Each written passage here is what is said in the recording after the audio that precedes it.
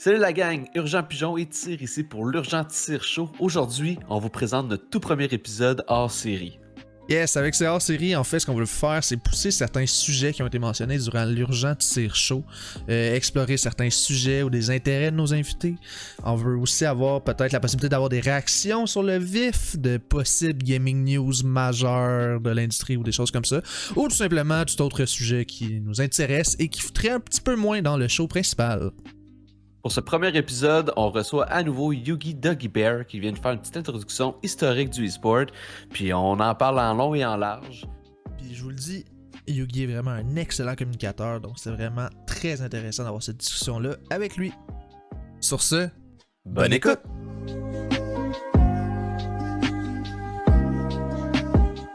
Salut la gang, comment ça va Hugo, comment ça va? Tire et Yugi, je m'excuse de ton nom. Est-ce qu'on recommence ou même? Non, ça va. Comment ça va la gang? Ça va bien toi-même? Ça va. Fait qu'aujourd'hui, grosse introduction au e-sport avec Coach Yugi. Coach Yugi, ouais. Je suis pas sûr que c'est le bon titre. On va dire historien Yugi. Historien plus, Yugi, ben, j'aime ça, l'historien du Ouais, moi e-sport. aussi, j'aime ça. Let's go! Ouais. Mais je suis pas vraiment historien du. Ben, je peux me présenter si vous voulez, on peut commencer comme Ouais, ça. go Oui, for oui, it. vas-y. Donc, Présente ta chaîne un peu, puis tout, là. Ouais, donc moi c'est Yugi Doggy Bear ou mon vrai prénom c'est Hugo. Et dans la vie, je suis enseignant d'histoire et grand passionné de jeux vidéo et d'e-sports. C'est un sujet qui m'intéresse depuis très longtemps. Et donc aujourd'hui, on m'a demandé de venir vous présenter, euh, vous présenter un peu c'est quoi l'e-sports d'un point de vue. Moi, je me suis concentré du point de vue historique parce que je ne suis pas un ancien joueur de e-sport. J'ai été coach amateur, par contre, dans des équipes scolaires de e-sports, mais très peu longtemps et de façon vraiment très amateur. Donc, je me considère pas comme un joueur ou un coach de e-sports, mais vraiment comme un passionné qui s'est intéressé à l'histoire du e-sports parce que je trouve ça vraiment fascinant. Puis c'est ça qu'on va regarder ensemble aujourd'hui, vous présenter c'est quoi l'e-sports de par son histoire. Parfait. Malade. Fait que, on y va comme ça, Yugi, on te laisse partir, puis on embarque vraiment cette Parfait. discussion-là, on est parti avec ça. On va te couper Ouais. si on a des questions. Yes! Donc, première chose à savoir, c'est les sports, qu'est-ce que c'est ça? Hein? Parce que je suis sûr que peut-être que vous avez cliqué sur ce lien YouTube ou Spotify en vous disant, je pense qu'il y avait une erreur en mettant un E devant le mot sport. C'est peut-être bizarre, c'est une faute d'orthographe, mais non. Le e-sport, c'est en fait la traduction, c'est simplement les mots electronic sport, donc le sport électronique, c'est-à-dire la pratique compétitive des jeux vidéo calquée sur la pratique des sports traditionnels. Donc, quand on parle de pratique compétitive de jeux vidéo, ça peut être soit face à une pratique compétitive individuelle, donc ça va être des choses qui vont se faire en un contre un, donc on peut penser aux jeux de combat. Donc, Street Fighter, par exemple, King of Fighter, Tekken, Super Smash Bros, etc. Ou des jeux de stratégie, souvent, vont être aussi comme ça des jeux individuels. Donc, Warcraft, Starcraft sont les meilleurs exemples de ça. Ou on peut aussi penser, par exemple, aux Battle Royale, qui peuvent être de façon individuelle. Donc, Fortnite, PUBG, etc. Mais ça peut aussi être, et c'est maintenant beaucoup connu pour cette facette-là, des compétitions en équipe. On peut penser aux jeux comme League of Legends, Counter-Strike, Dota, Overwatch. Donc, c'est ça le e-sport. Donc, c'est la pratique compétitive d'un jeu vidéo, soit individuel, soit en équipe. Dans cette pratique compétitive-là, ben, on a besoin d'un entraînement régulier, puis on a besoin d'un solide encadrement plus on monte dans la compétition, parce qu'aujourd'hui, pour ceux qui ne le savent pas, il y a des joueurs professionnels de e-sports. Donc, il y a des joueurs des gens qui sont payés avec des contrats pour pratiquer, pour s'entraîner, pour faire des compétitions dans des structures comme dans des équipes. Donc, il y a besoin d'entraînement, il y a besoin d'un encadrement. Nous avons dans les équipes des physiothérapeutes, des entraînements, des diététiciens, des médecins, etc. Maintenant, c'est vraiment rendu quelque chose de très grand. Ça touche des milliers et des milliers de personnes. Et maintenant, de plus en plus de grandes compagnies qui investissent des millions de dollars dans ce domaine. Mais donc, d'où que ça vient tout ça?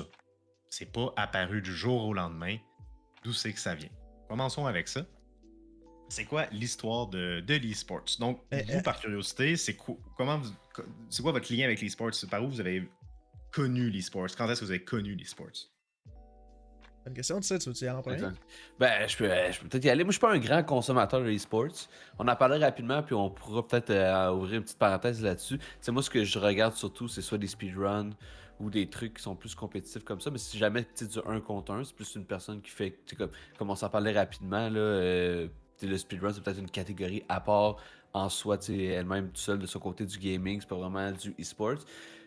Personnellement, j'ai jamais vraiment écouté de e-sport. Je sais c'est quoi. J'ai essayé personnellement de m'investir là, à l'Académie du e-sport à Montréal avant la pandémie. Là. Je voulais faire du bénévolat là-bas, puis travailler au niveau de la formation pour les jeunes, puis plus l'encadrement, puis des pratiques saines de ça, parce que eux ils font ça avec le cégep d'Édouard Ouais, Montpetit de mais souvenir. je vais en parler, ouais, c'est ça. Ok, bon, en tout cas, on pourra en C'est une parler raison que tantôt. je connais, ouais. Ok, bon, c'est ça. Moi, en tout cas, j'avais rencontré des personnes là-bas, je voulais m'investir, puis là, il y a eu le COVID, bon, ça n'a pas marché. Puis voilà, fait que moi, personnellement, c'est ça, mis à part, je sais que ça existe, je sais ce que ça comprend, je connais un peu comment ça se passe, mais je suis pas un consommateur. Fait que Fait je que t'as-tu connais une ça comme, idée, toi, dans ta tête, as-tu un souvenir d'avoir entendu parler de ça il y a X nombre d'années ou... je dirais peut-être 2015-2016, puis ça a été quand Dota 2 est sorti. De ça, c'est sorti dans ces eaux-là. Puis ça a été comme mes premiers. Tu sais, première fois que j'ai touché à ça. Donc, Un peu, c'est vraiment. Dota, ton premier jeu e-sports Mais, qui dit quelque mais chose. ouais, mais que j'ai vu ça dans une arène, puis que c'était Ouais, immense. Mais je ok. savais que back in the days, StarCraft 2, puis ce genre de trucs-là, il y avait quand même du e-sport, mais c'était tu sais, beaucoup plus Ouais, petit. Puis je pense qu'au travers de ça, il y avait des LAN qui étaient organisés, qui étaient des simili-compétitions de e-sport ouais. aussi.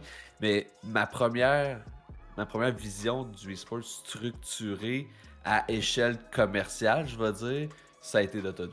Ok, c'est intéressant. On va déchiffrer tout ça ensemble. Il y a Ouais. plein de choses que tu as dit qui sont liées à tout ça. C'est intéressant. Très Toi, nice. Pigeon?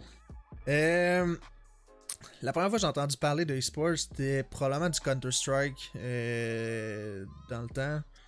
Ça fait quand même longtemps, là. Je pourrais même plus dire c'était quand, là, que j'en avais entendu parler. Puis les gros événements de League of Legends, les grosses finales. Je pense que ça a vraiment été ça mon introduction. Là, les grosses finales avec dans des arènes, dans des. Tu sais, pas les arènes, mais les stades. Les stades. C'est Les ça, stades les comme stades le avec. Staples Center à LA. Ouais. Exact, avec les gros shows là, de musique de mi-temps, ou je sais pas trop, là, un peu à la Ouais. Super Bowl. Puis, Imagine Dragon qui arrive, qui fait des un Exact. show mi-temps, ça. Oh, ouais. ouais, fait que ça, je me souviens que ça a full marqué. Sinon, j'ai été un grand partisan de la Overwatch League, un peu plus récemment. Ben, dans ses débuts, en fait, de la Overwatch League, quand c'était sur Twitch encore. Parce que là, ça a changé, moi que je me trompe. Ben, je pense qu'ils sont revenus sur Twitch, ils sont pour partis vrai? sur YouTube, ils sont revenus. C'est compliqué, on va en reparler de l'Overwatch. Ouais, League, c'est ça. compliqué. Mais j'étais vraiment fan de la Overwatch League. Je trouvais ça insane que ça soit aussi structuré que la Ligue nationale de hockey, mettons, tu sais. Ouais. La façon dont je le suivais. Fait qu'en tout cas, je sais qu'on va en reparler. Mais moi, ça a vraiment été ça. C'est là que j'ai accroché vraiment plus, là, puis que je suivais mes équipes. Puis que c'est nice. Good. Donc, oui. Donc, évidemment, depuis la nuit des temps, les Fallait humains... commencer par ça. Dédicace à mon ami Grammer Lazy. Donc, Nice. depuis la nuit des temps, les humains, ben, ils aiment ça, la compétition. Donc, c'était logique que dès l'arrivée des jeux vidéo, des gens aient cherché à compétitionner autour de ça. Comme je disais avant de commencer le podcast, le premier jeu vidéo est souvent reconnu comme étant Pong. Et Pong, on pouvait jouer un contre l'autre.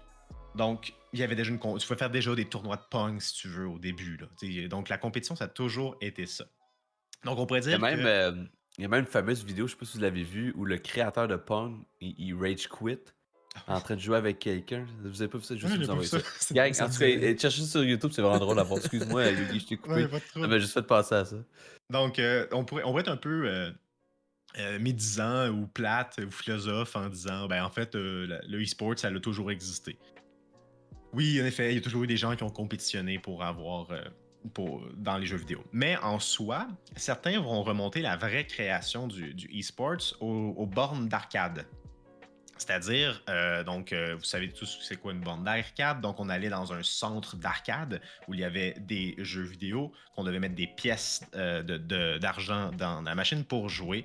Et lorsque tu perdais, c'était terminé. Mais tu atteignais des high score, donc le plus haut score possible, et donc les gens compétitionnaient pour avoir le plus haut score possible. Et on pourrait penser, encore une fois, que je suis un peu médisant, puis que c'est pas tant du e-sport que ça, compétitionner pour un high score, mais dans la réalité, la scène de l'arcade dans les années 80-90 était énorme. C'était vraiment quelque chose d'énorme. Les gens, donc, il y avait des compétitions vraiment organisées. Il y avait des stars dans ce monde-là. Il y avait des drames, il y avait des scandales liés à tout ça. Donc, si ça vous intéresse comme sujet, je vous suggère fortement d'écouter le documentaire King of Kong, qui date de 2007, qui se penche sur l'histoire du plus grand champion d'arcade de cette époque-là, qui est un personnage, ma foi, fort particulier. Donc, je vous invite à écouter King of Kong, qui est vraiment un excellent documentaire sur cette époque-là pour voir c'était quoi. Donc ça, c'est donc, on pourrait revenir à ça. Mais si on veut se rapprocher vraiment plus de ce qui se fait aujourd'hui, donc on parle de tournois de e-sports, on va retrouver 2 années importantes. Premièrement, 1990. En 1990-91, le Nintendo World Championship voit le jour. Donc, c'est Nintendo qui va faire le tour des États-Unis en proposant des compétitions dans des jeux qui existent, mais qui sont modifiés pour la compétition. On peut penser à Super Mario, par exemple, qui était donc, pas Super Mario, mais Mario Bros, parce que c'était avec la NES en 90. Et donc, Nintendo fait le tour des États-Unis, fait des compétitions, et il va y avoir un gagnant à la fin qui va gagner de l'argent, qui va gagner une télé, qui va gagner plein de choses comme ça. Donc, Nintendo devient à ce moment-là le premier à faire des tournois de jeux vidéo. Par la suite, autre date importante, 1997, il va y avoir un tournoi qui va s'appeler Red Annihilation, qui est un tournoi sur un jeu mythique, donc le jeu Quake. Donc, Quake est un des premiers FPS après Doom, créé par John Carmack. Et donc, Microsoft, qui à ce moment-là était assez proche de John Carmack, décide à l'E3 de faire un tournoi de Quake. Et pour l'anecdote, le gagnant ne repartait pas avec de l'argent. Le gagnant repartait avec la Ferrari de John Carmack. Donc, il gagnait la Ferrari du créateur de Quake. Ce qui est, si tu me permets, 2 choses quand même. Ce qui est quand même drôle que ce soit une voiture Oui. qui soit tirée des gens partant. Mais c'est une belle voiture là quand même, c'est pas genre une. Pour les fans de voitures, c'est une Ferrari 328 c'est GTS. ça, c'est ça. C'est pas l'affaire la plus accessible. Non, vraiment pas. Et c'est même pas juste on te donne une Ferrari, c'est on te donne la Ferrari de John Carmack. C'est ça. Mais c'est quand même cool, tu sais, si t'étais un fan de John Carmack puis de tout ce qu'il a fait, c'est genre, c'est nice, hein? Tu sors de là avec ça, c'est cool. Est-ce qu'on sait ça vaut combien à cette heure, cette Ferrari-là? J'ai pas fait ces recherches-là, mais c'est une Ferrari, ça coûte des centaines de milliers. Clairement. Puis l'autre point que j'allais dire, c'est que c'est drôle que le premier événement e-sport, du moins mentionné, ou de l'histoire, ça soit Nintendo. Oui. Parce que, en tout cas, je sais pas si... Ils ont par la suite été moins ouverts à l'e-sport. Exact. Nintendo. On peut en reparler plus tard quand on va aborder le sujet des jeux de combat. Là. Yes. Mais je pense que c'était... Tu sais, je pense que c'est aussi des efforts marketing pour rentrer Nintendo en Amérique. Oui, c'est cool là, quand tu passes. Puis je me rappelle, j'étais pas là, je suis dans 90, mais je veux dire, je me rappelle pas. Sauf que j'ai vu des documentaires là-dessus, puis je sais qu'il y avait des centres d'achat, il y avait des booths, puis c'était pas juste comme des compétitions organisées dans des salles, ils se promenaient vraiment partout aux États-Unis. Fait que d'après moi, oui, le e-sport, mais je pense que c'était beaucoup un effort marketing aussi, faire rentrer 100%. Nintendo en Amérique. Puis je veux juste revenir à... Ouais, excuse-moi. On pourrait dire aujourd'hui encore, le e-sports, c'est surtout marketing. Ben je vais en parler plus tard, là, mais le e-sport, c'est vraiment beaucoup marketing. Mais on va en reparler. Fait que je vais juste revenir aussi à King of Kong. Puis quand vous allez écouter le documentaire, vous n'allez pas écouter au complet. Puis ceux qui nous écoutent, ceux et celles qui nous écoutent, allez écouter ça, c'est vraiment bon. Puis à un moment donné, tu parles de drama, là. Puis là, à un moment donné, il y avait plein de rumeurs de tricherie. Fait que, en tout cas, il y a une scène, là, Tipit qui gagne, là, en tout cas, le monsieur, comment je pourrais dire, unique en son genre, il envoie comme des agents secrets chez l'autre dude pour inspecter comme sa carte mère. C'est insane ce qui se passe là-dedans, c'est vraiment à écouter, c'est un autre univers complètement. Là. Ouais, vraiment Kong, c'est très particulier, mais ça montre l'importance qu'il y avait la scène de l'arcade à cette époque-là. Donc, après la réussite de Red Annihilation, c'est un tournoi qui va attirer beaucoup l'attention à l'E3, Il y a beaucoup de gens qui commencent à amener l'idée que créer des tournois de jeux vidéo, ça semble être intéressant.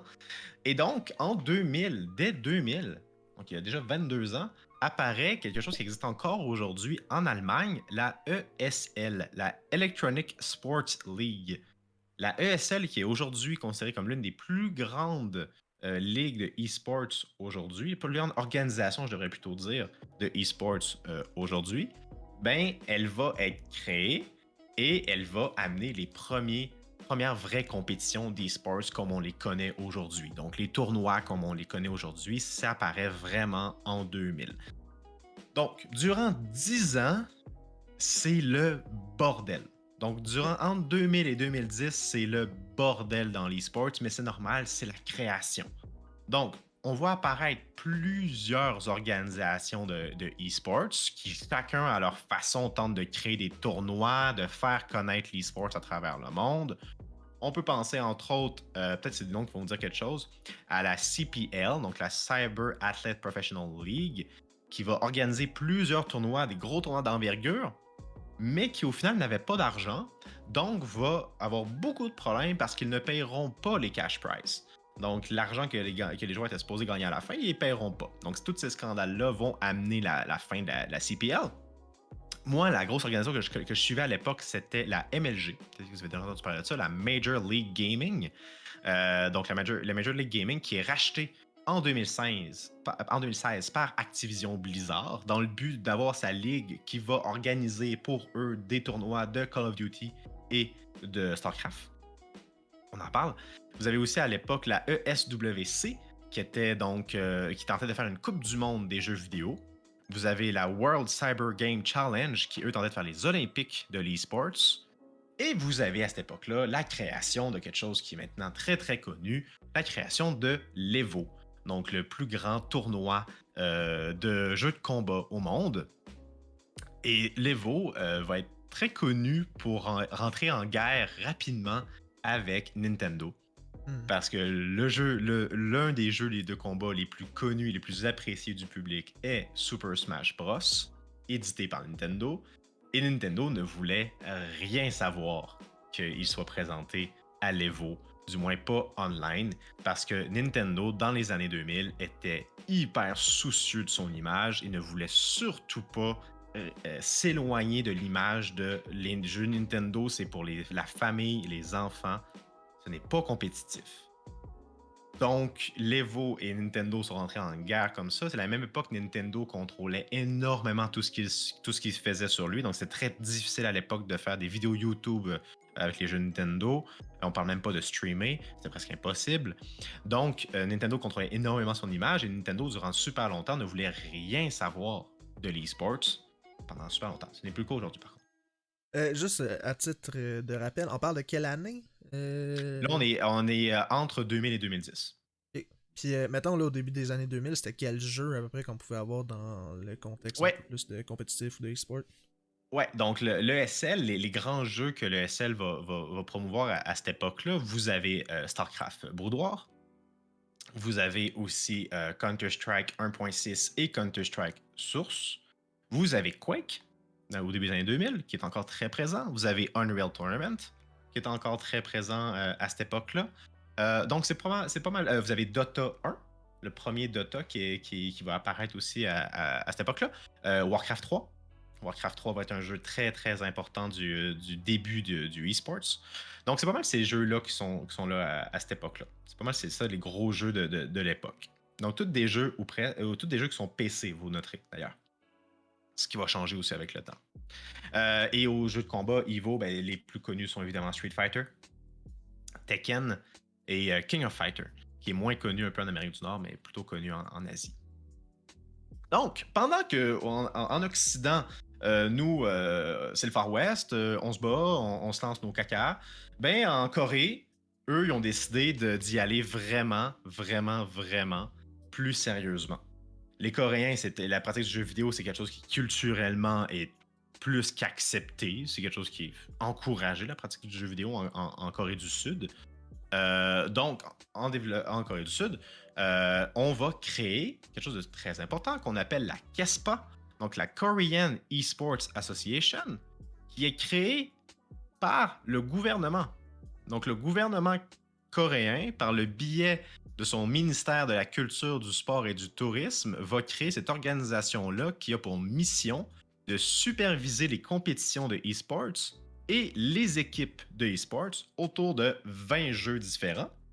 Et la KESPA va aussi être responsable de 2 postes de télévision qui vont avoir comme programmation uniquement du e-sports. Donc, la Corée, pendant que tout le monde se bat en Occident pour commencer à faire quelque chose puis pas payer ses joueurs et tout ça, eux, ils décident d'investir beaucoup là-dedans et de créer quelque chose de super solide, mais aussi uniquement concentré sur la Corée. Donc, la Corée devient, dans les années 2000, un peu comme le paradis du e-sports et tout le monde essaie de voir qu'est-ce qu'ils font en Corée qui est particulier, comment est-ce qu'on peut faire comme la Corée. Bon, C'est quand même particulier que ce soit quand même le gouvernement qui ait ouais. cette initiative-là. Tu sais, quand tu penses aujourd'hui, c'est pas quelque chose que, en tout cas, pas quelque chose que je verrais au Québec, tu sais, rapidement. Là. Peut-être qu'il y a Mhm. des. Tu sais, oui, il y a des initiatives au niveau scolaire, mais ça a pris du temps, comme tu dis. Là. Ouais. Ça fait pas 20 ans qu'on fait ça. Là. Parce que Non, quand même, vraiment. je trouve ça pertinent, l'implication du gouvernement là-dedans. Mais je pense qu'en tout cas, dans une certaine mesure, ça doit être culturel aussi. Là. Je sais que, comme Oui. tu dis, là-bas, en Corée, c'est encouragé la pratique du jeu vidéo. C'est quelque chose de sain. Puis on le sait, là, tu sais, le e-sport, Ben, sain, c'est vite dit. Ça, il faut Ouais, faire ben, attention quand même. Il y a eu vraiment des choses, des problématiques en Corée et la Corée a dû réagir parce qu'il y avait la cyberdépendance est devenue très très présente hmm. un problème sociétal. Euh, donc, il faut faire attention avec le sain, mais ça reste que c'était quelque chose de culturellement accepté et Ouais. encourager la pratique intense du jeu vidéo. Intensive, j'aurais plutôt dire, du jeu vidéo. Euh, donc bon.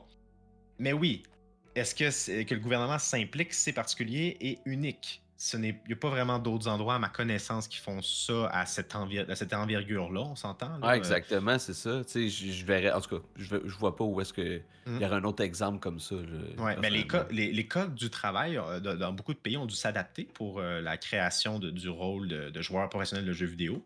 Les visas, par exemple, je pense aux joueurs qui ont dû aller aménager aux États-Unis pour l'Overwatch League. Avoir un visa parce que tu es joueur professionnel de jeux vidéo, c'était pas possible, c'est pas un travail. Donc, les codes du travail ont dû s'ajuster pour prendre ça, pour intégrer ça. Donc, les gouvernements commencent à réagir à ça. Mais la Corée a été les premiers vraiment énormément. Bon, la Corée, pas la Corée, mais la KESPA n'est pas exemple de scandale. Il y a beaucoup de scandales liés à tout ça. La KESPA va être gérée des fois de façon un peu avec la corruption et tout. Mais tout ça, ça reste qu'on professionnalise énormément l'e-sports en Corée, particulièrement autour d'un jeu qui, pour moi et pour beaucoup, est l'icône le plus important de l'e-sports au début des années 2000, StarCraft Brood War. Donc, le jeu de Blizzard, le jeu de stratégie de Blizzard, qui devient vraiment quelque chose d'hyper important en Corée, tellement que il y avait des ententes entre Blizzard et le gouvernement coréen pour, par exemple, on reprenait l'imagerie de StarCraft pour faire de la pub pour l'armée coréenne. Oh, ok, quand Des même. idées. Ouais. Donc, StarCraft est vraiment. Et donc, on avait en Corée, par exemple, c'est assez connu, il y a des cartes. Comme nous, on a des cartes de hockey ou des cartes de baseball. En Corée, c'était des cartes de joueurs de StarCraft. Donc, c'est vraiment, ça devient vraiment quelque chose d'hyper important en Corée. StarCraft, ça devient vraiment, vraiment, vraiment. On pourrait presque dire que StarCraft était leur sport national, là. Donc, ça devient vraiment quelque chose d'hyper Une important. question, j'ai une Oui, question pour vous. Tu sais, on parle de ça, les cartes, tu sais, c'est pas des cartes de hockey, c'est des cartes de oui. joueurs de StarCraft. Euh, c'est quoi votre. Attends, toi, Yugi, c'est quoi ta perception de ça? Tu sais, comme personnellement, pour Ouais. moi, je trouve pas ça anormal. Je trouve Ah ouais? juste que. Ben, je trouve ça, tu sais, je trouve ça nouveau, c'est sûr. Je Mhm. trouve que c'est du jamais vu. Sauf que pour moi, c'est aussi normal que d'avoir des cartes de joueurs de hockey, tu sais. Étant beaucoup plus, tu sais, niveau jeu vidéo que d'écouter le hockey personnellement. Toi, je sais que t'écoutes beaucoup le hockey aussi, Ouais. là. Mais tu sais, comme pour moi, ma perception de ça, c'est quelque chose de nouveau, oui, c'est quelque chose, c'est du jamais vu, mais je trouve pas ça anormal. Je sais pas si vous comprenez ma question, c'est comment vous voyez Mhm. ça, vous, ce genre de phénomène-là? Je vais t'avouer que mon premier réflexe, c'est de faire comme c'est weird. C'est mon premier réflexe et je pense que c'est lié au fait que quand tu collectionnes une carte de joueur de hockey, c'est que tu vois le joueur faire quelque chose.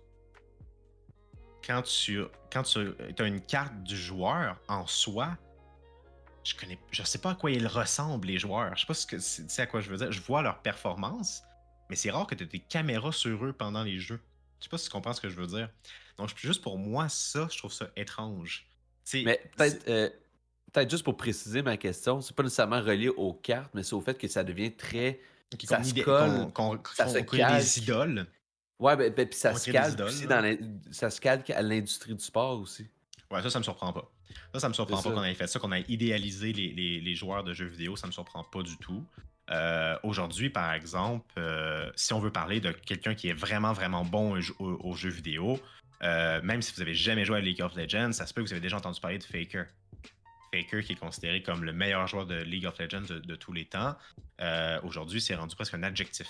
Donc, dans le monde du jeu vidéo. Bon, ça reste un peu niche, mais ça reste qui est rendu très très connu. Donc, on a idéalisé les joueurs de jeux vidéo. Ça me surprend pas. Non, ça me surprend pas. Puis toi, Pas Urgent, dans, mettons ta pas dans une société vision. comme la Corée, du moins.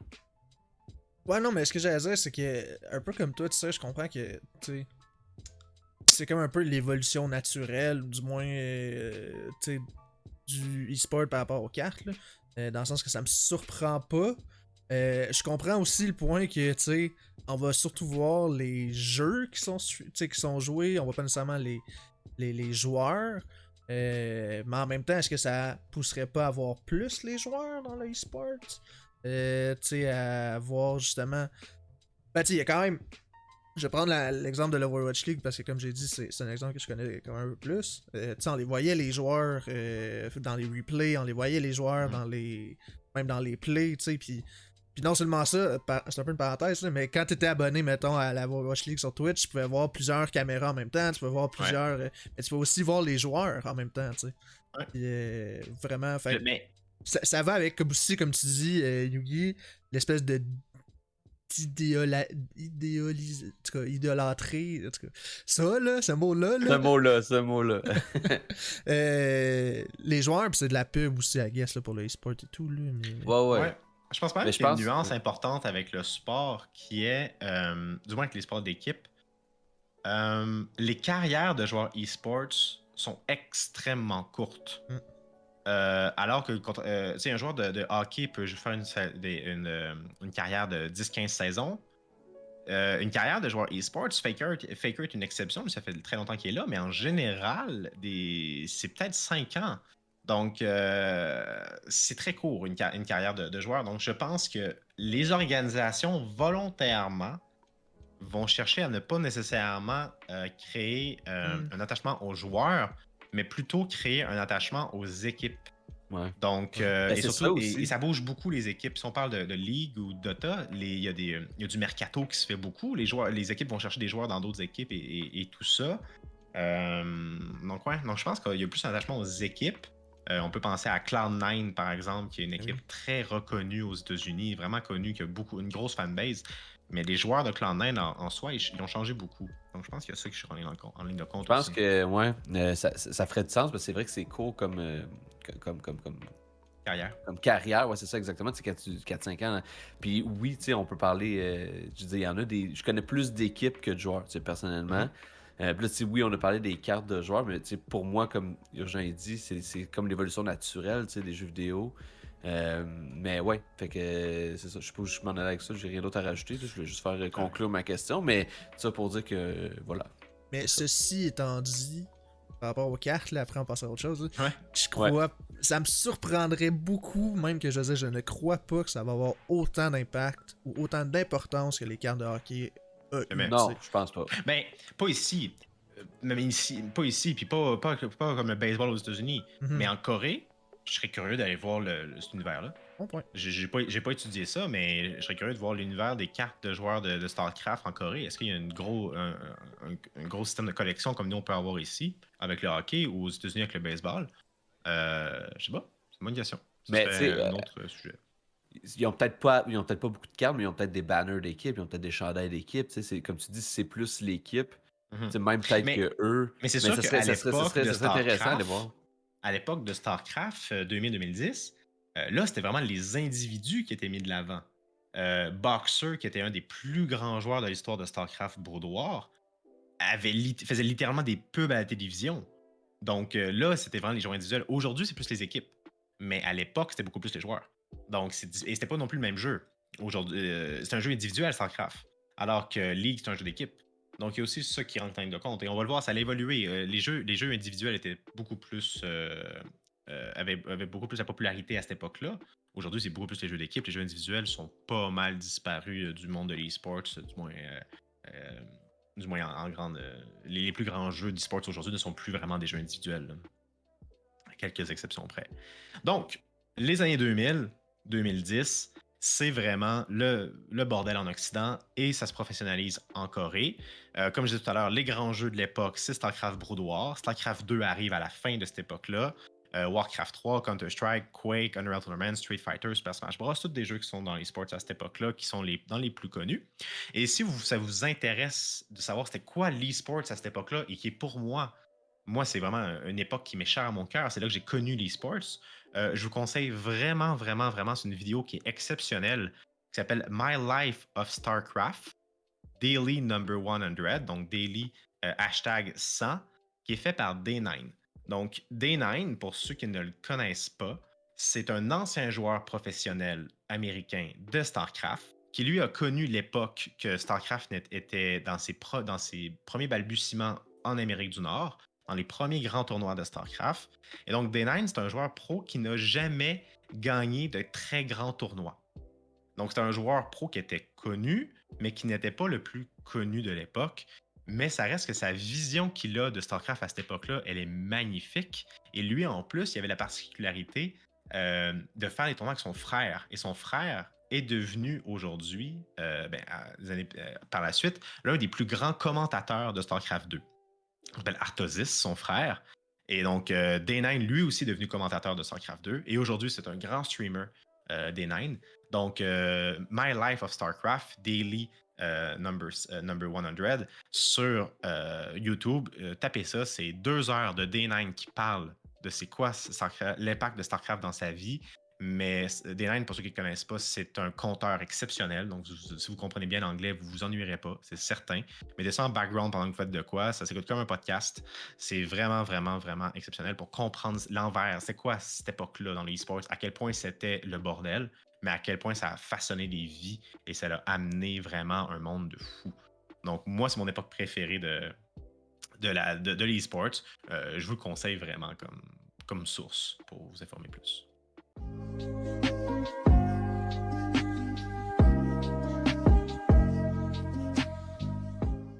Et là arrive 2011. Et en 2011, ça fait 2 ans qu'un tout petit mode est devenu un vrai jeu. Ça fait 2 ans qu'il y a des gens qui sont devenus toxiques et qui se battent sur un jeu qui est plutôt laid et qui s'appelle League of Legends. Donc, en 2009 apparaît League of Legends. Et avec le temps, c'est un jeu qui est longtemps en bêta. Et quand League of Legends devient de plus en plus connu, de plus en plus joué, l'éditeur Riot Games se dit bon, on va faire du e-sports nous aussi, et on fera pas ça en petit. On va organiser la première finale de League of Legends, et l'équipe gagnante de 5 va partir avec $1 million. C'est la première fois qu'il y avait un cash prize aussi énorme. $1 million. Puis encore à ce jour, on parle que c'est $1 million, ça reste c'est un très bon cash prize. Très Vous allez voir, il y a montant. la même époque, il y a le compétiteur direct de League of Legends qui apparaît, qui est Dota 2, donc édité par Valve, les créateurs entre autres de Half-Life et de Steam. Donc Valve arrive lui aussi avec Dota 2 et organise son premier The International, donc son premier championnat, si vous voulez, de Dota 2, qui lui aussi va avoir un cash prize de $1 million. Et donc ça, pour plusieurs, c'est le début du e-sport actuel. Entre 2011 et 2022, nous sommes à la même époque en termes de e-sports. Donc, le gros changement qui arrive, c'est que maintenant, les éditeurs qui voyaient tous les tournois s'organiser, les ligues s'organiser, tout ça, ils se disent non, c'est trop, on peut faire de l'argent avec ça, on peut mieux organiser ça. On va maintenant diriger l'e-sports. Ce sont maintenant les éditeurs qui vont diriger l'e-sports. Donc, les deux plus connus à cette époque-là, c'est Riot Games, donc l'éditeur de League of Legends qui va créer les LCS, les League Championship Series. Et l'autre, c'est Blizzard, qui lui avait donc StarCraft 2.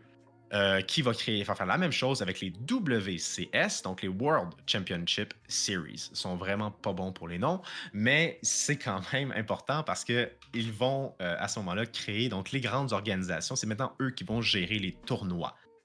À l'époque, et à la même époque, tu as Dota 2, Valve qui, avec Dota 2, va créer des International, donc le très grand tournoi de Dota 2 qui, aujourd'hui, à chaque année, bat les records de cash prize. Là. On est rendu, je pense, à plus de 20 millions de cash prize. Là. Donc, qui a encore le même nom aujourd'hui, d'ailleurs. C'est toujours The International. Ça même n'a chose pas changé. pour League of Legends. League of Legends, les LCS existent encore aujourd'hui. Même si la scène est presque disparue aujourd'hui, StarCraft 2 a toujours les WCS aussi.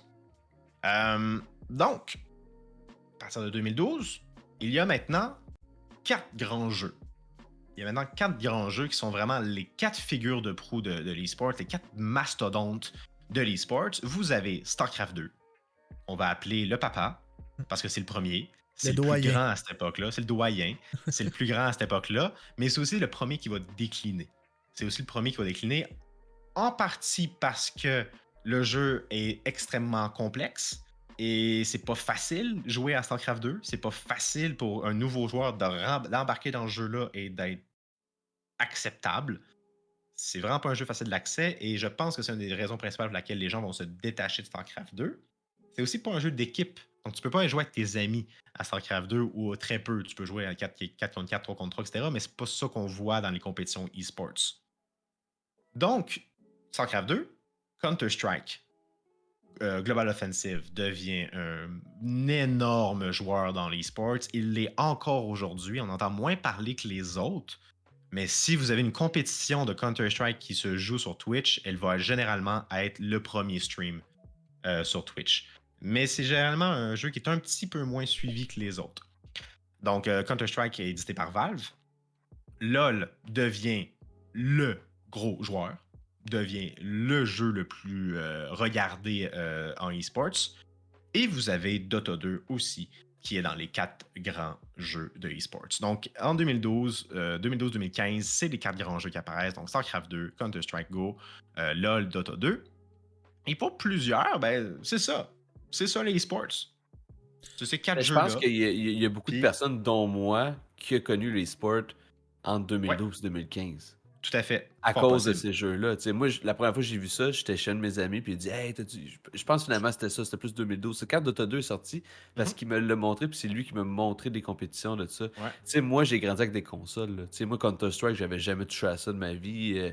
Fait que j'ai pas pu vraiment connaître ça parce que j'étais un joueur de console. Mais mes amis qui jouaient PC m'en parlaient, mais je me suis jamais intéressé à ça. Puis moi, ça a été vraiment début 2012. Fait que je pense que c'est quand même une époque que pour beaucoup, ça a été leur introduction au e-sport.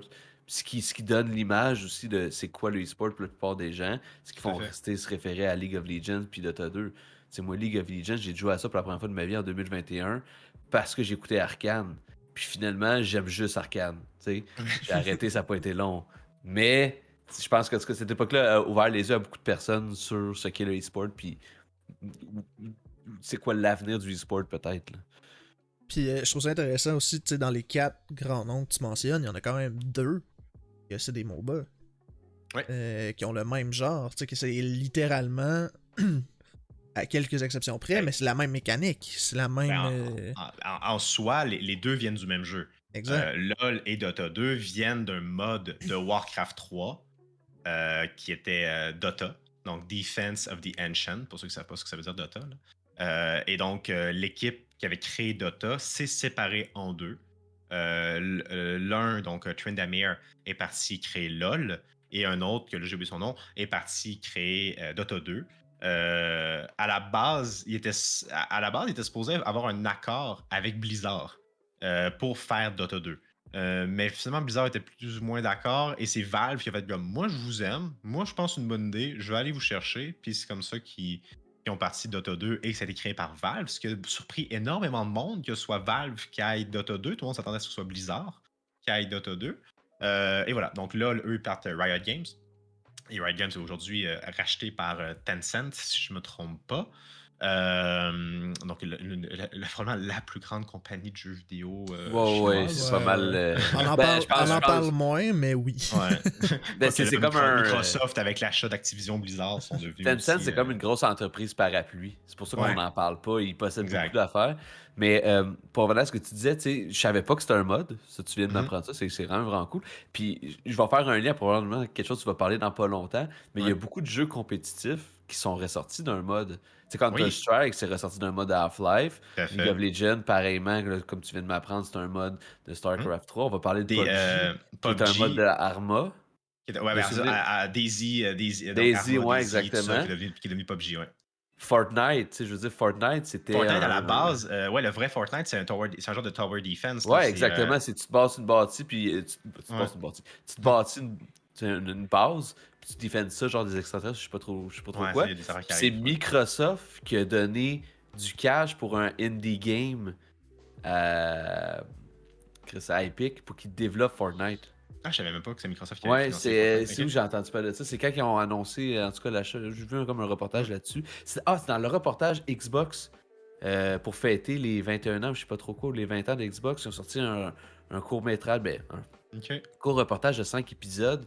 Puis c'est eux qui ont donné la chance à Fortnite pour créer le Battle Royale de je savais Fortnite. Ouais. En Intéressant. plus, je savais pas. En tout cas, c'est ça. Fait que je fais le lien avec plein d'autres trucs, mais il y a beaucoup de mods qui sont devenus des jeux compétitifs comme ça.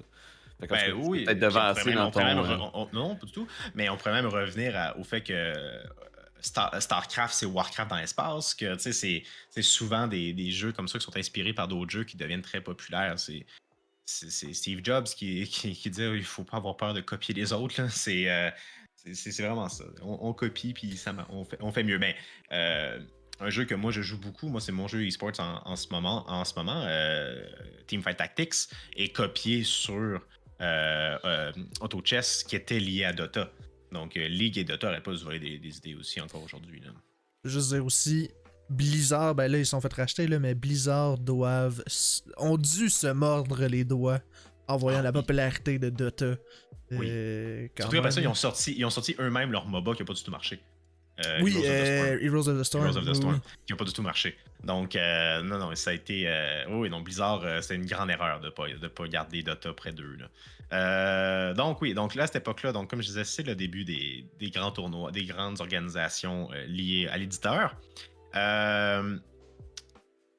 Les jeux, mais par contre, comme je disais, il n'y a pas juste ça. Il n'y a pas juste ces 4 jeux-là, par contre, en e-sport à ce moment-là. Il y a beaucoup d'autres jeux qui existent à ce moment-là, mais qui sont moins populaires. Et assez étonnamment, par contre, parce que c'est quand même des grandes franchises, donc on peut penser que Halo va avoir une grande scène sportive, mais qui ne sera pas aussi populaire, mais c'est un jeu console. Call of Duty, très grosse scène sportive, mais c'est un jeu console. Les jeux EA Sports vont avoir des scènes compétitives, on les oublie souvent, mais les FIFA vont avoir des grandes scènes compétitives. Maiden va avoir une grande scène compétitive. NHL a une scène compétitive. Le meilleur joueur de NHL au monde est québécois, d'ailleurs. Hearthstone va avoir une grande scène compétitive, avoir des grands tournois de Hearthstone. Et là arrive la mode des Battle Royale. Donc, PUBG va avoir sa grosse mode de grande scène compétitive. PUBG va pendant longtemps être les premiers streams sur Twitch. Fortnite, on n'en parle même pas. Ça va être un ravage complet. La scène compétitive de Fortnite va excessivement prendre la place de tous. Rocket League va être très populaire aussi. Donc, plein. Et arrivent les jeux mobiles. On l'oublie souvent. Mais Clash of Clans et Clash Royale sont dans les jeux e-sports les plus rentables et les plus connus aujourd'hui, les plus regardés, mais surtout en Chine. Donc, parce qu'on les oublie souvent, mais les Chinois n'ont pas accès à Twitch. Donc, c'est difficile de savoir qu'est-ce qui se passe en Chine. Donc, non pas qu'ils n'ont pas accès à Twitch, mais ils sont moins sur Twitch. Donc, il y a aussi les jeux mobiles qui arrivent en grand dans ces époques-là aussi. Parenthèse par rapport à ça, je trouve ça intéressant. Tu sais, effectivement, les jeux mobiles, en tout cas, pour ma part, c'est pas les premiers exemples qui me viennent en tête. Et pourtant, c'est une parenthèse, là, mais j'ai toujours été joueur console jusqu'à très récemment. Parce que là, j'étais un peu plus PC. Mais aussi beaucoup Nintendo. Puis, ils ont sorti un jeu en 2018, je crois, sur la Nintendo Switch, qui était Arena of Valor, qui était tiré d'un jeu mobile, qui était... Oui. dont j'oublie le nom. Là, c'est Arena of Valor aussi sur mobile. Là, Arena of Valor aussi sur mobile, ouais. mais en Chine, ça a un autre nom, là, que le nom m'échappe. Là. Mais, puis c'est une sphère. C'est un jeu auquel je me suis intéressé au e-sport. Puis quand j'ai regardé les compétitions, tu sais, moi j'étais sur Switch, mais tu sais, je faisais ça pour le fun. Mais toutes les compétitions, c'était du monde qui était assis sur un divan en demi-lune, sur leur cellulaire, qui était plugué, genre, derrière eux. Puis ils sont penchés littéralement, genre, puis je trouvais ça quand même drôle. Mais oui, effectivement. Tout ça pour dire qu'effectivement, le e-sport mobile, it's real. Une grosse scène. Ben C'est oui. une grosse scène. C'est juste que pour moi qui est un joueur PC, vous qui êtes des joueurs console, c'est peu connu. Tout à fait. C'est vraiment peu connu. Les trois ne sommes pas des joueurs mobiles en grande quantité. Là. Donc, c'est vraiment peu connu. Donc, il y a plein de scènes compétitives qui voient le jour. Même Nintendo rentre dans le jeu en créant Splatoon. Donc, c'est peu connu, mais Splatoon, l'intérêt de Nintendo était vraiment d'ouvrir le monde de la compétition avec Splatoon. Et ils ont ouvert aussi Super Smash Bros. Ils se sont rendus compte qu'il y avait besoin de cette vitrine-là pour faire connaître encore plus leur jeu. Donc, Nintendo a finalement compris que le e-sport, c'était en fait du marketing. Gratuit ou presque. Donc. Je sais pas à quel point ils l'ont vraiment compris. Dans le sens que. Des fois, ils ont encore de la misère. Ouais, tu sais, dans le sens que, tu sais, ils ont leur propre tournoi annuel, genre, ou les Invitational, je sais pas trop, là. Tu sais que Splatoon, c'est un excellent exemple. Mais tu sais, dans le sens qu'ils pourraient le pousser encore plus. Oui, bien sûr. Mais ça reste qu'ils ont quand même. Maintenant, tu peux aller tu peux voir les compétitions de Smash. Tu as plein de compétitions de Smash maintenant qui sont streamées alors que c'était illégal avant. Mais Nintendo, en tout cas, Nintendo ne s'était pas retiré de l'Evo? Quelque chose de genre? C'est possible. Je sais pas, hein. Est-ce que. On fera pas des recherches en même temps, là. Ouais, non, mais on y reviendra. En plus, c'est drôle parce que j'étais en train de faire des recherches sur l'affaire que j'ai dit de Fortnite tantôt, m'avait mis un doute dans mon esprit. Puis je pense que c'est pas le Battle Royale qui ça vient juste d'arriver, par contre, que. Ah, pas vrai? Nintendo n'est plus à l'Evo. C'est genre en février. Bon. Ah bon, j'étais à jour, mais je savais pas. Yes. Je veux juste revenir à ce que je disais sur Fortnite, parce que je pense que j'ai dit un peu n'importe quoi tantôt. C'est pas le Battle Royale qui a été pas financé, mais aidé financièrement par Microsoft. Ça a été le jeu initial.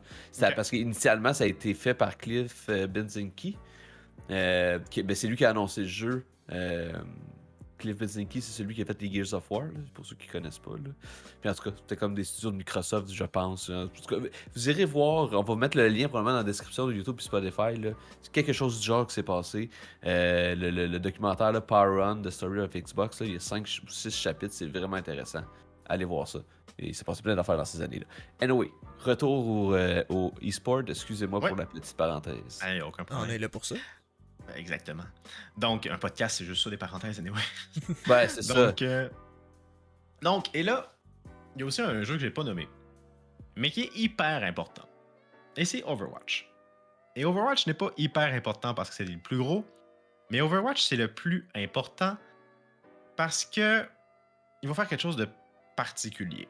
Donc, à l'époque que les éditeurs commençaient à prendre de plus en plus le contrôle sur la scène eSports, Blizzard, Activision Blizzard, va décider de on va rendre ça encore plus professionnel avec notre nouveau jeu Overwatch, qui semble être intéressant d'un point de vue compétitif, parce qu'au début, il était vraiment pas sûr que ça allait devenir un jeu compétitif, Overwatch. Overwatch a une création compliquée. Hein. À la base, ça sort d'un projet manqué, Overwatch. Pour ceux qui ne le savent pas, là, chercher projet Titan sur Google, là, à la base, c'est ça, Overwatch.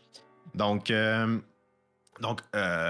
on crée l'Overwatch League. On pourrait faire une saison complète de podcasts pour comprendre les problèmes de l'Overwatch League et les réussites de l'Overwatch League. Mais en gros, en résumé, l'Overwatch League, c'est en 2018 que c'est créé. C'est annoncé 1 an ou 2 auparavant et après ça, on n'entend plus de nouvelles pendant 1 an ou 2.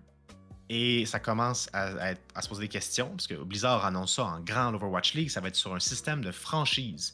Donc, les villes vont avoir leur équipe qui va être achetée par des gens d'affaires qui vont avoir une équipe et qui n'aura pas de principe de qualification. Ça va tout le temps être les mêmes équipes dans la ligue, comme on peut voir dans la NFL, comme on peut voir dans la NBA, comme on peut voir dans la MLB, comme on peut voir dans la NHL. Donc, chaque ville va avoir son équipe, il va avoir un sentiment d'appartenance à ta ville, à l'équipe, et ces équipes-là ne vont jamais quitter la ligue en soi, techniquement, à moins qu'elle soit vendue. Et donc, c'est ça. Donc, tout le monde est annoncé, tout le monde voit ça. Waouh, c'est incroyable. L'e-sport devient du vrai sport, en fait. C'est ça la grande histoire. Et là, tout le monde est super hype. Et que fait Activision Blizzard? Ben, ils n'en parlent plus. Ils n'en parlent plus pendant 1 an et demi, 2 ans.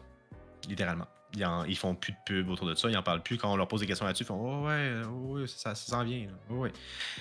Et là, ouais. On parle de quelle année qu'ils l'ont annoncé? 2018. Ils l'ont annoncé, je me trompe pas, 2016, 2017. Puis ça prend comme 2 ans, à peu près 1 an et demi, 2 ans avant que vraiment on va l'avoir arrivé finalement. Ouais. Et à cette époque-là, donc, il y a des journalistes qui commencent à faire des enquêtes sur qu'est-ce qui se passe avec cette histoire-là. C'était une grosse annonce. Là, qu'est-ce qui se passe? Et de ce qu'on comprend, c'est que Blizzard semble avoir de la misère à trouver des gens pour acheter des franchises.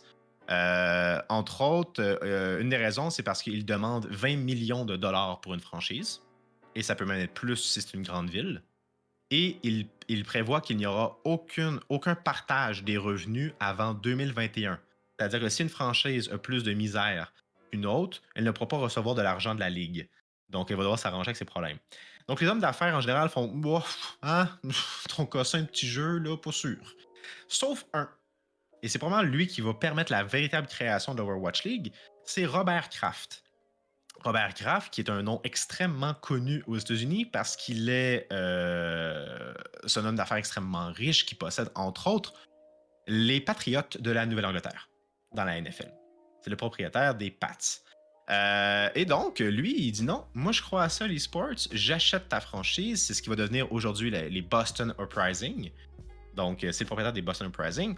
Et il va convaincre d'autres grands propriétaires d'investir aussi dans l'Overwatch League et dans l'e-sports en général.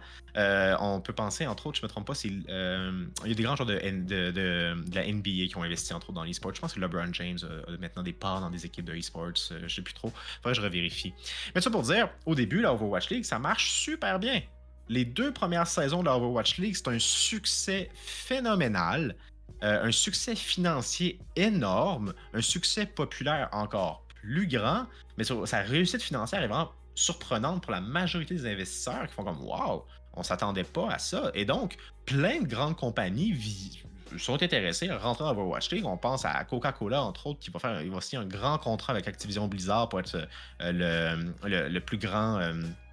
Le plus grand commanditaire de tout ce qui est lié à l'Overwatch, etc. Mais après les 2 premières saisons, ça devient plus difficile. Ça devient plus difficile pour plusieurs raisons. Entre autres, beaucoup de joueurs quittent l'Overwatch League, mettant de l'avant la pression psychologique que ça leur met sur eux. Et le plaisir semble être complètement disparu. Il semble y avoir beaucoup d'équipes avec des environnements toxiques, des équipes qui sont mal gérées. Donc, beaucoup de problèmes comme ça qui viennent Et le jeu en soi, Overwatch, maintenant, aujourd'hui, on le sait, c'est à cause des problèmes internes à Blizzard, qu'il y avait à l'époque, nous sommes en 2018, 2019, 2020, c'est l'hécatombe chez Blizzard. Pour ceux qui ne le savent pas, vous pouvez aller lire là-dessus, il y a plein d'articles là-dessus sur à quel point c'était maintenant un environnement de travail chez Activision Blizzard extrêmement dégueulasse, avec plusieurs accusations d'harcèlement sexuel et tout. Donc chez Blizzard, c'est le bordel. Overwatch est vraiment laissé à l'abandon ou presque. On annonce Overwatch 2 de façon un peu surprenante, mais après ça, on n'a plus de nouvelles. Donc, Overwatch en soi, tout ça un bordel. Donc, Overwatch League, ça se fait ressentir. Ils prennent des décisions étranges comme d'envoyer les streams officiels sur YouTube au lieu de les garder sur Twitch, alors que les gens regardaient surtout sur Twitch. Donc, plein de choses comme ça font que l'Overwatch League, aujourd'hui, est en décrépitude pour plusieurs. Plusieurs analystes considèrent que l'Overwatch League est de plus en plus morte. Et donc, ça amène la question... Est-ce que c'est possible pour une ligue de e-sports d'être pérenne avec un système de franchise? Est-ce que l'avenir de l'e-sports, c'est vraiment avec le système des franchises? Je trouve ça, hey, c'est vraiment intéressant pour vrai, l'Overwatch League. Là. Ben, moi, comme j'ai dit, c'est quelque chose que j'ai regardé beaucoup.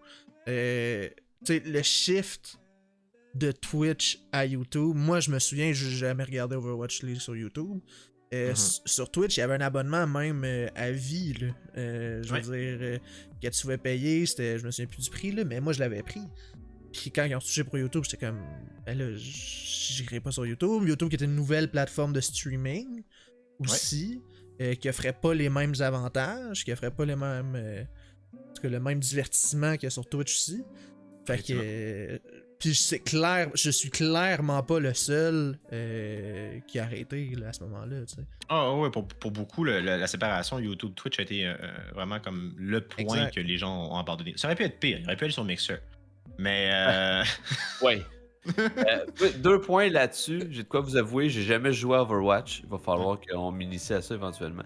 Deuxième point, tu sais, parlant de YouTube, tu sais, pour beaucoup, en tout cas, je vais parler pour moi aussi personnellement, là, tu sais, il y a plein de streamers que je regardais sur Twitch qui ont fait le switch, puis je les regarde pas plus sur YouTube. Puis peut-être une petite parenthèse là-dessus, je pense que la problématique là-dessus, c'est que je consomme pas YouTube au même titre que je veux consommer Twitch. Ouais. Quand je vais aller regarder un stream, c'est Twitch. YouTube, je vais regarder des petites vidéos de 10-15 minutes, puis je m'en vais pas là me masser devant un stream. Tu sais, pour moi, YouTube, c'est autre chose. Fait que je pense que beaucoup de personnes, il y a comme une différenciation. Tu sais, YouTube, on dirait qu'il essaie d'être un peu n'importe quoi. Là. Il essaie d'être tout. Puis ça, c'est dangereux. Tu sais, tu peux louer des films quand tu peux regarder du multi-stream. Je pense que c'est... En tout cas, pour moi, je trouve ça dangereux. Tandis que Twitch se concentre uniquement sur les streams, tu sais. Tout à fait. Je pense que, comme Urgent disait, pour beaucoup, ça a dû les faire arrêter de regarder l'Overwatch League. Ah, certainement. Puis, mais c'est surtout, veux pas, l'e-sports, c'est une fenêtre sur un jeu. L'e-sport, c'est un outil marketing pour un jeu.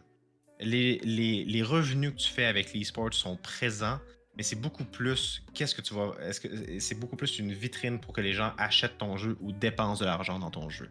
Donc quand le jeu devient moins populaire, parce que Overwatch est devenu moins populaire parce qu'il a arrêté d'avoir des mises à jour sur le jeu, il a arrêté d'avoir des nouveaux personnages, il a arrêté d'avoir des nouvelles cartes.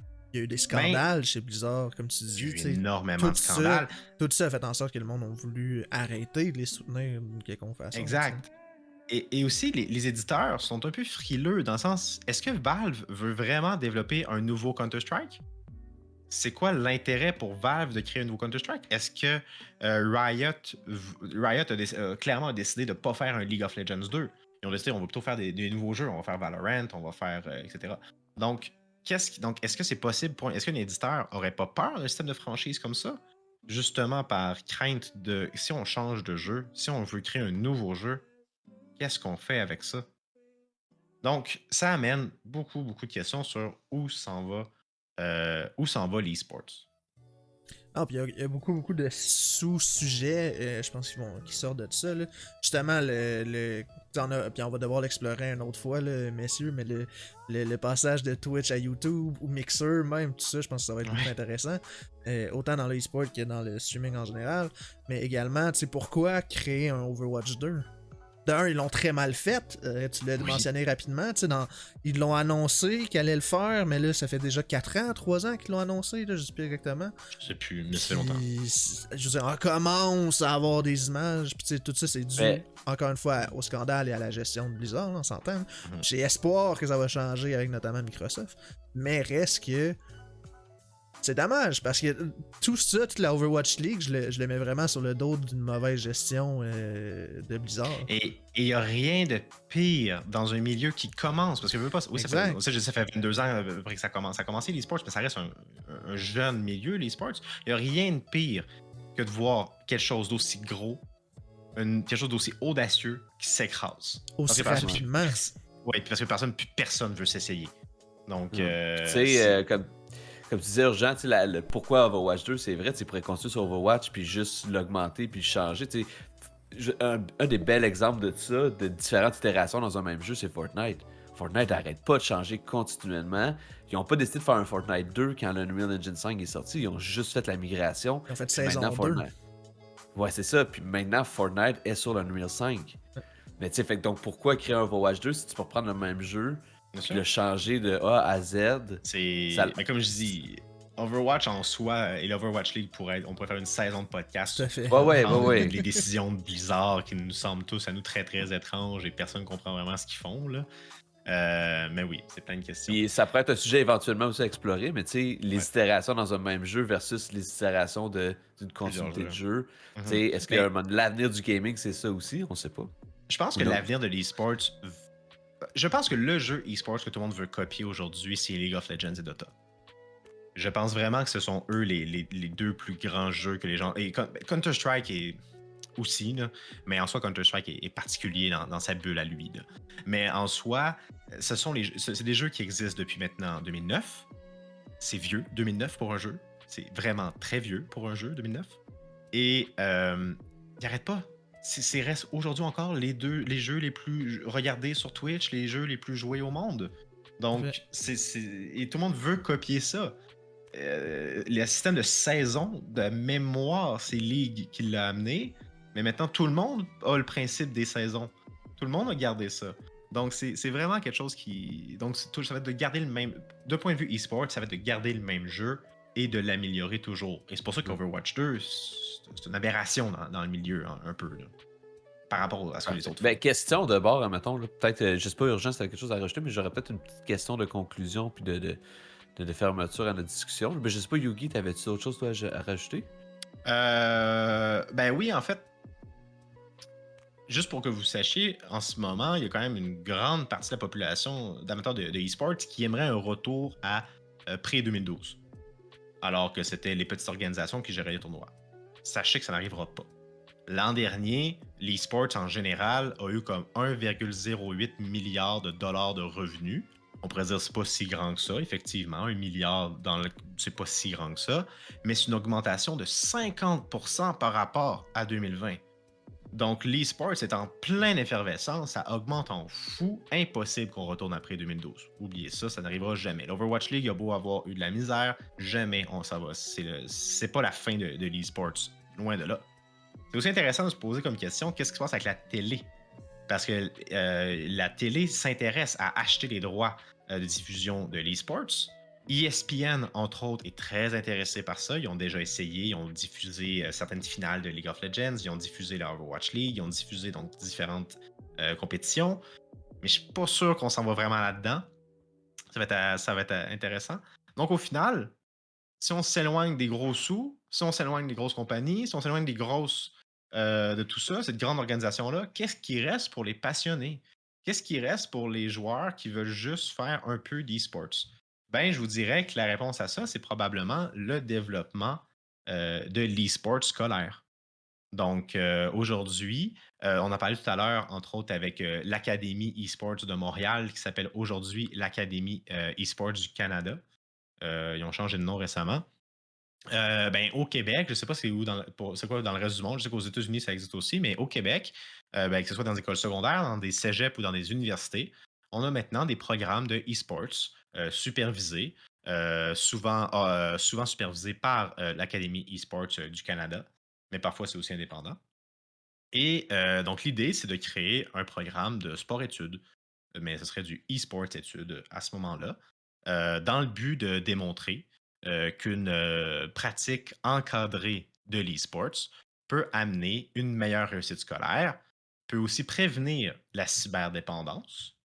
Encore une fois, j'insiste sur le organisé et sur le structuré. Tout en démontrant que l'e-sports peut apporter les mêmes bienfaits psychologiques et sociaux que le sport traditionnel. Donc, le développement de l'esprit d'équipe, le développement de la coopération, le développement de la résolution de problèmes, du dépassement de soi, l'organisation, l'autonomie, la rigueur. Donc, toutes ces choses-là qui sont des valeurs et des comportements qui sont promus par le sport traditionnel visent à être promus aussi par l'e-sports. Donc, on va voir. Je pense que c'est là la voie de sortie des gens qui veulent faire du e-sports, mais de façon encore pré-2012 et non pas le côté professionnel comme on peut le voir aujourd'hui. Puis je pense que c'est important de le mentionner. Je veux dire, nous, on est dans le domaine du jeu vidéo, dans le sens que, tu sais, on s'en intéresse beaucoup, c'est une passion pour nous trois. Mais il y en a pour plusieurs, oui, croyez-moi, que c'est loin d'être le cas. Que leur vision de. Tu sais, je pense encore à la génération de mes parents, ou même de mes sœurs plus vieilles, tu sais. Les joueurs de jeux vidéo sont dans leur sol puis ils game. Mais Oui. puis même les joueurs de e-sport, ben ils sont dans leur sol puis ils game, tu sais, selon cette Beaucoup. perception-là. Tu sais. C'est- Mais la réalité, c'est qu'il y a moyen que ça soit. Tu sais, avec une organisation, c'est non seulement les coacher à comment bien jouer, non seulement les coacher à comment communiquer en équipe, la stratégie, réfléchir et tout, mais c'est comment la balance santé physique, santé mentale, Oui. sociale, autant virtuelle que pas Psychologique. virtuelle, psychologique. Tu sais, c'est vraiment tout ça que c'est le seul important. L'importance de que ce soit encadré justement par des programmes académiques notamment. Ouais. Je pense que c'est un Parce peu que. pareil pour tout, dans le sens que, tu sais, jouer au hockey tout le temps puis avoir juste ça en tête, c'est pas bon non plus, tu sais. Tout à fait. Moi, personnellement, je trouve ça vraiment plate d'écouter le hockey. J'aime vraiment pas ça, tu sais. Fait que je pense que pour certains, ils ont cette vision-là du gaming aussi, puis je pense que c'est... Mais c'est vrai qu'il y a une démocratisation de l'image du joueur qui est à faire puis qui est en train de se faire. Mais oui, tu sais, c'est ça. Je pense que ça... On a gagné beaucoup de terrain. Il en manque un peu. Le monde en parle plus qui sont gamers, le monde sont moins gênés de ça, en parenthèse, parce que ça aussi, ça a été autre chose. Mais c'est ça, je pense que c'est normal. Mais je pense que cette démocratisation là, se fait tranquillement, là, pas vite, là, avec les sports notamment, là. Tout à fait. Tout à fait. 100% d'accord. 100% d'accord, mais c'est sûr que pour quelqu'un qui ne connaît pas beaucoup les jeux vidéo, pas beaucoup, et pas du tout l'e-sports, c'est difficile parce que juste le mot e-sports, souvent les gens ne l'acceptent pas parce qu'ils disent que c'est pas un sport. Et parce qu'on voit sport comme activité physique. Et ce serait un débat sans fin et que je trouve vraiment inutile. J'ai pas envie de l'avoir. Mais pour beaucoup, le fait que c'est dans l'e-sports est dangereux par le fait que tu ne fais pas d'activité physique. Alors que la pratique intensive d'un sport, c'est correct parce que tu fais de l'activité physique. Donc au moins tu te gardes en santé. C'est ça l'idée. Ce serait un débat très long à avoir.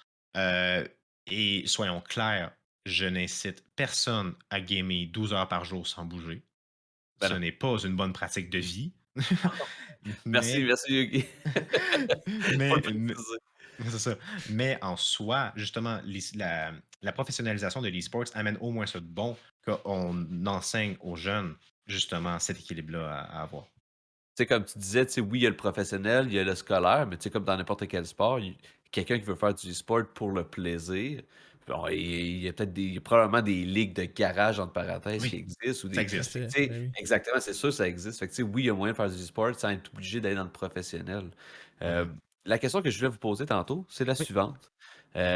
On parle beaucoup de MOBA dans le e-sport, de FPS, c'est plus jeu de, je veux dire, de guerre, là, mettons, de shooting. Oui. Euh, puis on parle de Battle Royale qui rentre un petit peu dans la même catégorie là, que le shooting, c'est juste que le gameplay est différent.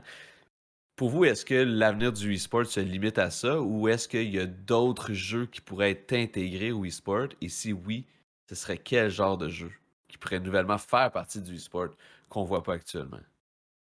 Ou qu'on voit pas actuellement. Ouais, parce que, ben, tu sais, comme Je- je dis, c'est pas mal des shooters ouais. puis Ben, des MOBA. j'ai déjà nommé, je pense que celui qui est le plus en augmentation, ça va être les jeux mobiles. Ça va être les jeux mobiles. Je ne sais pas, c'est comment est-ce qu'on définit Clash Royale comme type de jeu, je ne le sais pas. Stratégie. Mais Ouais, ouais. Ah, c'est vrai, il y a des jeux de stratégie aussi. C'est vrai. ouais, donc je vous dirais que moi, la plus grande augmentation pour moi va venir du mobile. Mais en termes de type de jeu, je pense, parce que on va se le dire, là, la dernière grande, le dernier grand nouveau type de jeu qui a été inventé, c'est les Battle Royale. Ouais. Il y a rien d'autre vraiment que ça. Après ça, tu fais juste. Je pense. Qu'est-ce qui s'en vient? J'ai aucune idée. J'ai aucune idée. Ben, il y a eu l'Auto Chess, comme tu as dit, qui est quand même Ouais. relativement récent, Auto mais qui a chess. pas autant d'envergure que le Battle Royale, mais reste que. Mhm. euh, mais après, dans le e-sport, je pense qu'il y a d'autres genres euh, qui existent déjà, mais qui vont avoir une plus grande popularité, peut-être. Je pense vraiment que c'est ça. Sans dire que c'est un nouveau genre, ou une version différente du MOBA, ou peut-être que. Je sais pas. Mais je pense que je peux dire que ceux qui sont en voie de complètement disparaître, ça va être le STR. Donc, le stratégie en temps réel, les Warcraft et les Starcraft de ce monde vont complètement disparaître. Age of Empire 4 a fait un retour, mais il n'y a pas de grande scène e-sports de ça. Il y a des sports de civilisation, là, donc rendu là, Ouais, tout est ouais. possible. Mais c'est ça. Je pense que ça va être l'affaire qui va plus jamais se développer. Pour moi, je vois ça comme impossible que le FPS parte. Je pense Tout que à c'est fait. impossible. Et je pense que le MOBA a encore une très longue vie devant lui parce que si League of Legends avait eu à disparaître, League of Legends serait disparu. Parce que sa communauté, tout ce que sa communauté dit, c'est qu'il faut désinstaller le jeu. Donc, Puis, donc puis, en soi. puis Bright sont allés aussi, on en parle un peu moins, là, mais sont allés aussi sur le marché mobile avec leur jeu Wild Rift. Oui. Qui est un MOBA mobile que j'attends impatiemment sur Switch, mais ça, c'est mon Nintendo fanboy qui parle. Mais ouais, puis même chose, en fait, je parle de Nintendo, mais même chose, Tencent qui est derrière aussi Pokémon Unite, qui est un MOBA Pokémon, Oui. ça aussi, c'est un autre type de marché qu'ils sont allés chercher avec ça. Qui n'a pas une aussi grosse plateforme compétitive, mais quand même intéressante, soit dit en passant. Mais non, fait clairement, je suis d'accord, le mobile va prendre une très grande place, Oui. mais ouais. Une autre chose qu'on a moins parlé un peu, puis je veux pas qu'on reparte sur les grands débats, les grandes discussions, mais les jeux fighting, qui ont aussi C'est vrai. leur grande place. Est-ce que c'est un. Mais ils ont une bonne place, mais j'ai l'impression qu'ils sont plus niche. Pour moi, c'est la niche des sports. Ouais, Pour moi, exact. c'est vraiment ça. C'est que moi, j'aime regarder du fighting game.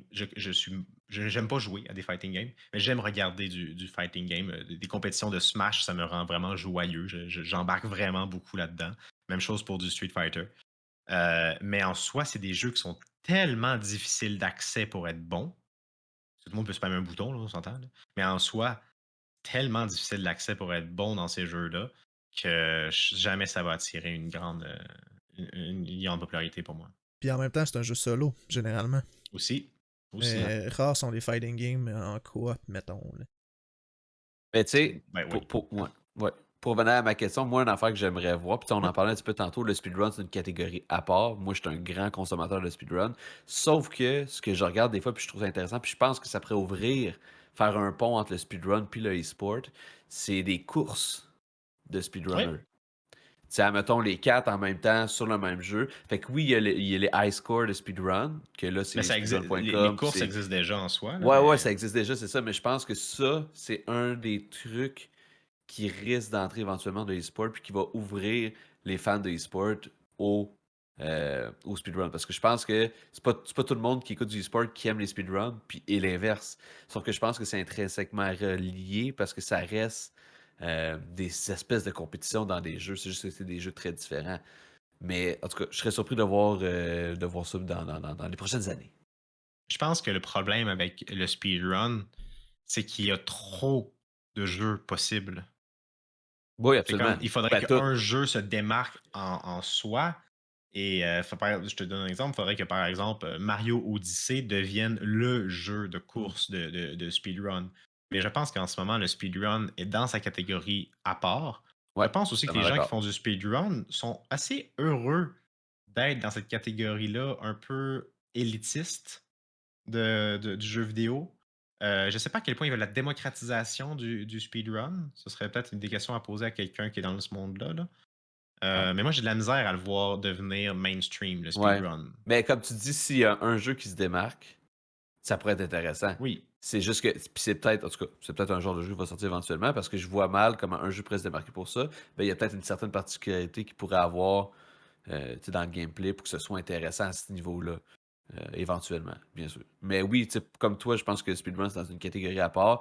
Puis comme tu dis, tout peut être speedrunné. Il y a même la catégorie à 10 bouts 2 très actif sur speedrun.com. Fait Oui, que, c'est vrai, on en a parlé l'autre fois. on en a parlé l'autre fois, là. Voilà. C'est de mon point sur speedrun. C'est mon petit Je, fanboy speedrun qui je- parle. je pense qu'on peut terminer sur Adibout 2. Donc, messieurs, écoutez, je pense que on en parle, puis j'ai plein de questions qui me viennent à l'esprit. J'ai plein à la limite, on fera un épisode 2 de Oui. le e-sport, peut-être de quoi de plus Oui, parce que particulier. en fait, là, je vous ai fait un overview, une vue d'ensemble sur c'est quoi l'évolution du e-sports, mais on n'a pas parlé de c'est quoi être un joueur e-sports. Et à ça, je fait. pense que ce serait un sujet extrêmement intéressant de voir l'intérieur de c'est quoi faire du e-sports, en fait. Parce que là, on pense juste à du monde qui joue vraiment beaucoup et longtemps à des jeux vidéo, mais c'est beaucoup plus que ça, là. Puis peut-être Donc, même qu'on pourrait avoir un invité qui fait du Mm. e-sport. Fait que si vous êtes un joueur ou une joueuse professionnelle e-sport, sachez que l'urgent tire chaud, on est toujours ouvert. donc, gênez-vous pas pour nous contacter, soit par courriel ou tout simplement écrire en commentaire. D'un, si vous êtes intéressé à participer, que vous êtes un pro de e-sport ou même un amateur, ou si tout simplement nous dire ce que vous en pensez aussi. On accepte toujours les Oui, commentaires absolument. constructifs. Yugi, petit mot de la fin, je te laisse terminer sur ça. Ouais, ben, je finirai en vous disant juste, moi, je pense qu'aujourd'hui, en 2022, l'e-sport est à une croisée des chemins. Je pense qu'on commence à voir la direction qu'elle va prendre. Je pense qu'on s'enligne vraiment pour la professionnalisation et la recherche de profit. Est-ce que ça va être pour le mieux? Pas sûr, mais je suis peut-être juste aussi un vieux qui s'ennuie du pré-2012. Oh. C'est bien Toujours un dit. plaisir de te parler, mon Yugi.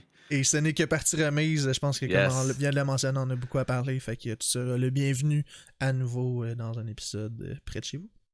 Merci beaucoup pour l'invitation. Merci pour votre écoute. Et gênez-vous pas pour laisser tout commentaire constructif. Et aussi, restez à l'affût pour le prochain épisode de l'Urgent Tire Chaud. À bientôt!